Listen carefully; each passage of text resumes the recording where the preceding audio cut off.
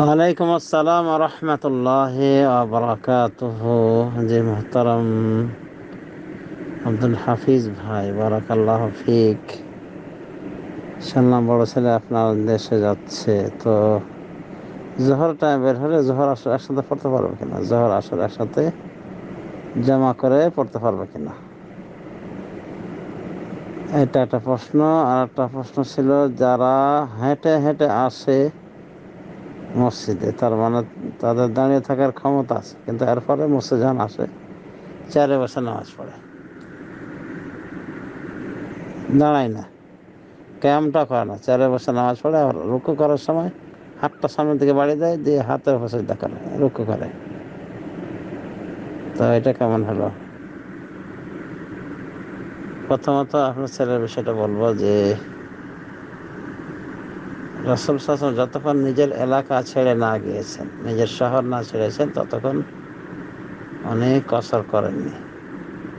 জন্মদিনে থাকাকালীন উনি কসর করেননি হজ্জের সফরে। যখন জুল হলাইফা গিয়েছিলেন, মানে মিকাতে, তখন করেছিলেন, কসর করেছেন। জামা করতে, জামা কসর এগুলো নিজের এলাকা ছেড়ে আসলে করতে পারে মুসাফির। সুতরাং আপনার ছেলে বাড়িতে থাকাকালীন জোহর আসর একসাথে পড়তে পারবে না, তবে জোহর পড়বে, যেহেতু জোহরের টাইম হয়ে গেছে। আর দুটো একসাথে পড়তে পারবে না।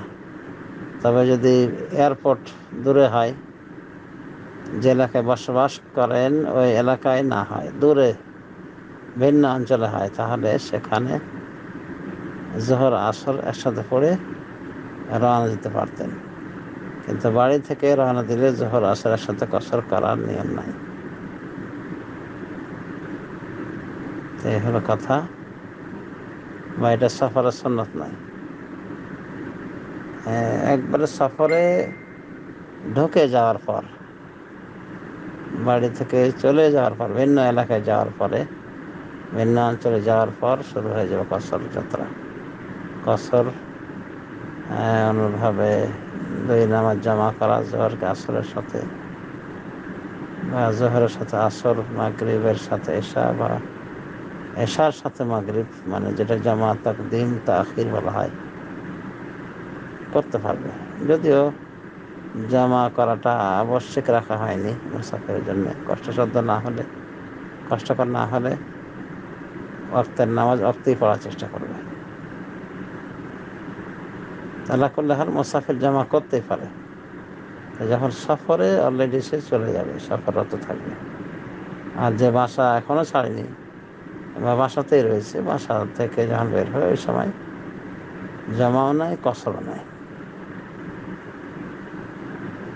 তো আশা করে বুঝতে পেরেছেন। আর দ্বিতীয় প্রশ্ন হলো, যারা এভাবে হেঁটে হেঁটে আসে, পায়ে হেঁটে এসে চেয়ারে বসে নামাজ পড়ে, এমনকি কিয়ামের সময় দাঁড়িয়ে থাকে না, তো এই সমস্ত নামাজিদের নামাজটা আল্লাহর উপরে ছেড়ে দিলাম। তবে যতটুকু জানা যাচ্ছে যে এরা মূর্খ, মানে এদের শরীয়তের জ্ঞান না থাকার কারণে, মানে জামাই বাবুর মতো করে থাকার চেষ্টা করছে মসজিদে এসে। যেখানে হেঁটে আসতে পারছে, তার মানে দাঁড়ানোর শক্তি অবশ্যই আছে। তো দাঁড়িয়ে থাকার শক্তি থাকলে এরপরে যদি বসে পড়ে, তাহলে কিন্তু সালাত হবে না, ফরজ সালাত। কিন্তু নফল সালাত হবে, আর অর্ধেক নেকি পাবে। দাঁড়িয়ে সালাত আদায় করলে যে নেকি পাওয়া যায়, তার অর্ধেক পাবে যদি নফল সালাত পড়ে বিনা কারণে দাঁড়িয়ে। আর যদি ফরজ সালাত পড়ে বিনা কারণে দাঁড়িয়ে, নামাজটা বাতিল বলে গণ্য হবে। তো এই মুরব্বীরা, এদের একটা বদ অভ্যাস, যে হেঁটে হেঁটে আসছে, পায়ে অনেক দূর থেকে আসছে ঠিকই, কিন্তু চেয়ার পেয়ে গেলে আর মানে মাথা, মানে ঠিক থাকে না, তখন ওই দাঁড়ানোর জায়গাতেও বসে পড়ে। আর রুকু করারও একটা ভিন্ন পদ্ধতি, হাত আগায় দেয় না। রোগীর সম্পর্কে যেটা করণীয়, রোগী যেটা করে সেটা হলো রুকুর ক্ষেত্রে একটু ঝুঁকবে, সেজদার সময় আর একটু বেশি ঝুঁকবে। এজ আল রুকু আকা আখফাজা, এজ আল সুজুদ আকা আখফাজা মিন রুকু একা।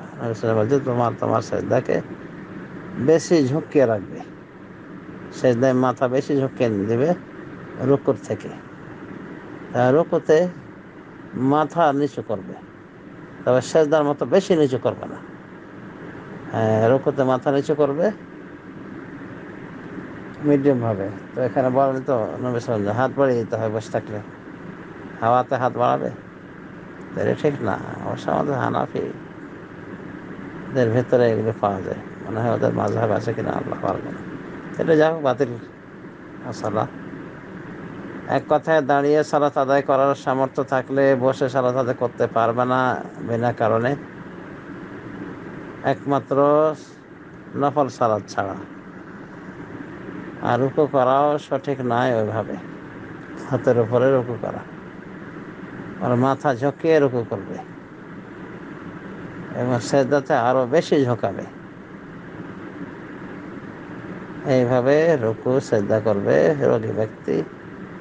যে ব্যক্তি চেয়ারে বসে চেয়ারে বসতে সক্ষম, কেবল দাঁড়িয়ে নামাজ পড়তে সক্ষম না, বা মেঝেতে বসে নামাজে সক্ষম না, বা নামাজে বসতে পারলেও রুকু সেজদা দিতে সক্ষম নয়, আমার সেজদা করতে স্বাভাবিক সেজদা করা সম্ভব নয়। ওই ব্যক্তি চেয়ারে নামাজ পড়তেই পারে, কিন্তু বিনা ওজরে যদি কেউ সালাত আদায় করে সালাত বাতিল বলে গণ্য হবে। অর্থাৎ দাঁড়ানোর জায়গাতেও বসে আছে, এমন তো অবস্থায় চেয়ারে বসে সালাত হবে না, হবে না। যদি অসংখ্য মূর্খ এভাবেই সালাত পড়ার চেষ্টা করে, আল্লাহ তাদেরকে হেদায়েত দান করুন।